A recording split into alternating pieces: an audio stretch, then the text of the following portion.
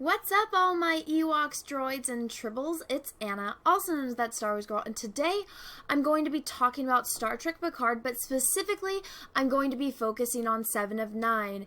And since she's been introduced into this new show, what we've learned about her and her life since Voyager. So when we left off on Voyager, they escaped the Delta Quadrant by outsmarting and basically getting away with barely their lives from the Borg and making it back into Federation space and finally making it back to Earth. We didn't get to see what happened to the crew after that. The only glimpse of what we know happened was by seeing Janeway again in Nemesis. Now, that being said, when we are introduced to Seven of Nine, she is just some random ranger that is in this section of space that is kind of sketchy, for lack there of a better term, and is supposed to be defending the Romulan little settlement, but apparently the Rangers are stretched too thin.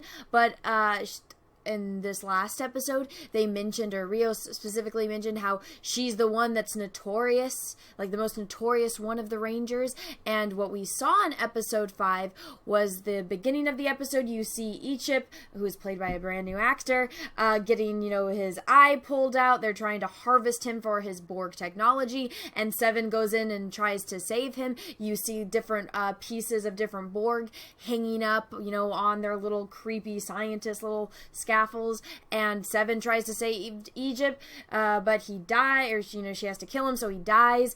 And then she has this vendetta against Jay, this evil woman, this crime lord, who was at one point her friend. Then she did what she did to Egypt, and Seven kills her.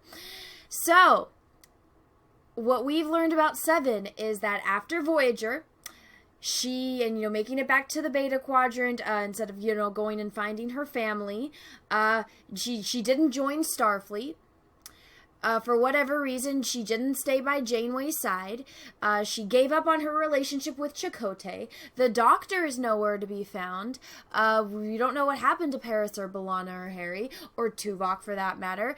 And yeah, she basically did nothing with her life, really, to be productive. She went to the edges of the galaxy, got involved with a crime lord woman, and decided, after Egypt died, decided to just become a ranger and, again, do nothing with her life and wait 13 years to try to get revenge on the woman that was harvesting the boy that she considered her child.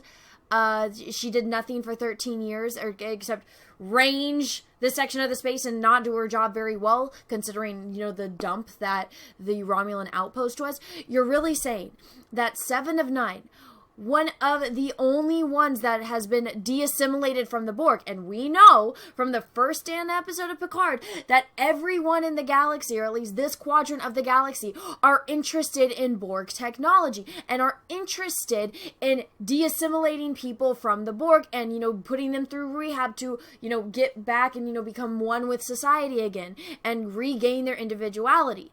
Okay, you would think that the person that you would want on the job, the person you would want on the Borg cube, harvesting all of that information or to help you with that process, who the hell do you think it would be? Oh, Seven of fucking Nine. Wouldn't you think that Starfleet would be very invested in having Seven as an ally and not having her be wasted? All of her knowledge, all of the technology within her, all of her experiences, not only with the Borg, but also, getting, going back into humanity and, making that big transition and how she coped with that. Wouldn't you think that's a very viable commodity to have and a very good ally to have on your side in case the Borg come back? Wouldn't you think Seven is one of the most valuable people in the fucking Federation? But no.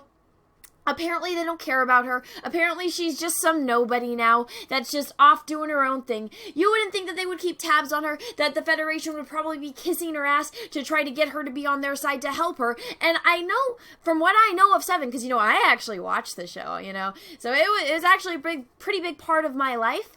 And, I'm very invested and I care a lot about these characters.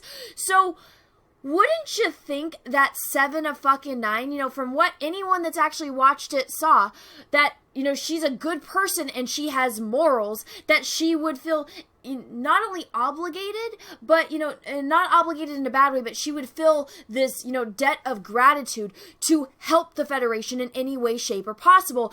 And one of the things that the Federation is very interested in is figuring out how to defeat the Borg. Who the fuck do you think is one of the key people in doing that?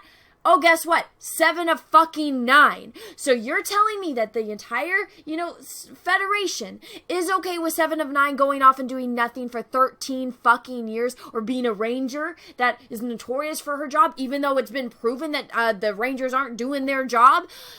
Isn't that a little contradicting? Isn't that a little condescending to this great character that you just decided to throw away?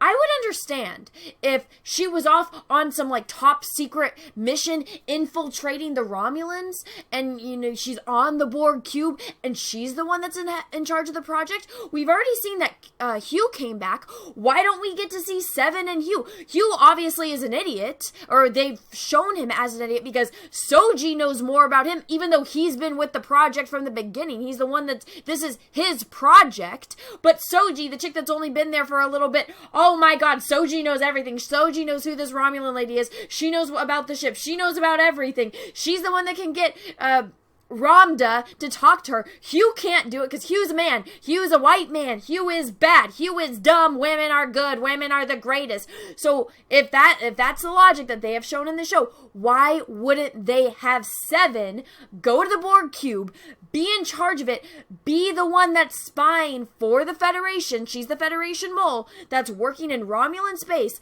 on the, Borg cube that's occupied by the fucking Romulans.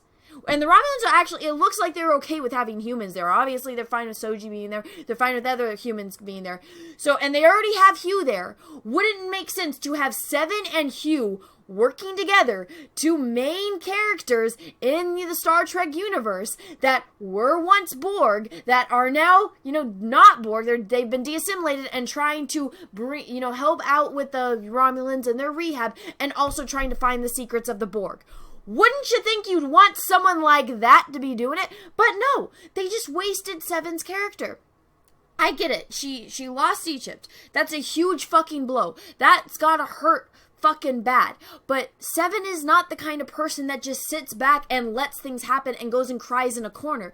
She goes out and gets shit done. We've seen it. Even in episodes where she's dealing with a lot of stress, she still figures out a way to overcome it so that way she can be fucking useful. She's not gonna go hide in a corner of the galaxy, be notorious, but not even be good at her own damn job. Are you kidding me?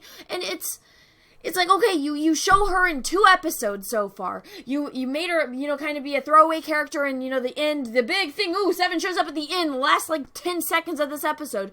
And then this next episode, she wants revenge. So she's a badass and she fights. She says, oh, yes, girl, power. I'm going to fight the bad guy. And then I'm going to go back by myself. And I'm going to take out everyone by myself because I am women. I am strong, empowered women. But, so okay, she did that. Why didn't she do that, right after it happened? Why right after Egypt died? Okay, maybe she needed some time, a few months to go regenerate, recoup, and come back. Maybe even wait a year to do that and catch the lady off guard. But 13? You're telling me for 13 years, 7 of 9 did fucking nothing? She wasn't useful to anyone in society? Yeah, she's notorious in the sector, and I have to keep repeating myself because I have to reinforce this because someone's gonna throw crybaby fit in the comments of the video. They say that she's notorious. She's the notorious Borg, former Borg ranger in this section of space, but they already established that the rangers are spread thin and aren't good at doing their damn jobs, which is why the Romulan settlement is in the shit show, which is why this sector of space is sketchy. So she's not good at her job that she's been doing for 13 years, which you can go hire Nausicaans to do this kind of work, just to be basically security guards for this section of space. She's not a security guard. That is a waste of her talents and her intelligence. Have her go do something fucking useful. There is no way in hell, as corrupt as the Federation is supposed to be now, there's no way in fucking hell that they would just waste Seven's potential like that. I don't buy it for a fucking minute. And this once again proves that the people writing Star Trek haven't actually fucking watched it. They didn't watch The Next Generation. They didn't watch Voyager. They just turned on Netflix. They scrolled through the little synopsis, 1-2 sentences of each episode, and they're like, that's cool, that's cool. They went and they looked at pictures of all the cast. They're like, oh, Captain Picard is popular.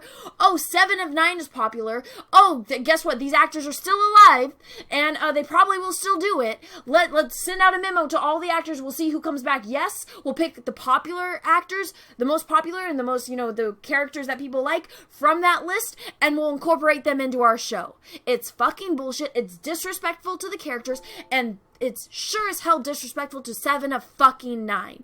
She deserved better. Throwing her character away like this is complete fucking bullshit.